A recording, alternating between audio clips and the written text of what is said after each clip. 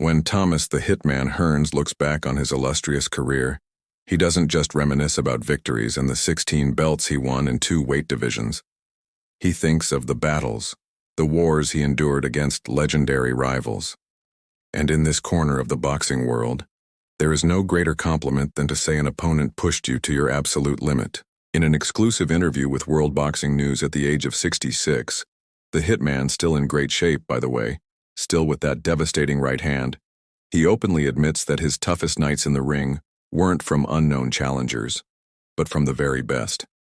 Boxers who etched their names in boxing history alongside his. The most defining of those was Sugar Ray Leonard. Their first clash in 1981 remains one of the most dramatic fights ever staged. Hearns dominated early with his long jab and right-hand power, but Leonard's resilience and late-round surge turned the tide. That fight tested not just Hearns' skill and stamina, but his patience and emotional strength under the brightest spotlight. Then came marvelous Marvin Hagler in 1985. Their fight is still remembered as perhaps the most explosive opening round in boxing history.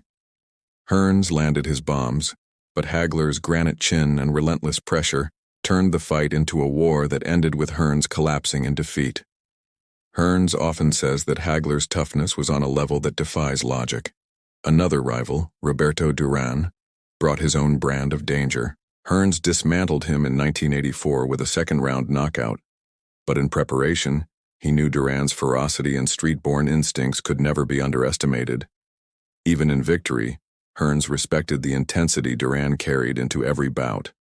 Looking back, Hearns describes these rivals not just as opponents, but as men who forced him to evolve as a fighter. Against Leonard, he learned about endurance. Against Hagler, he learned about the raw force of will.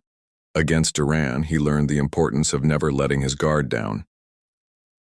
For Hearns, the toughest boxer wasn't just about who hit the hardest. It was about who could withstand his own power and still keep coming forward.